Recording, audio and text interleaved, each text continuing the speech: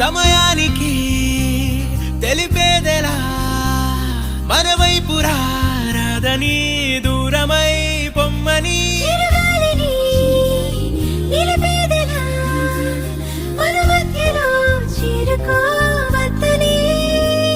పరిచయం అయినది మరో సుందర ప్రపంచం నువ్వు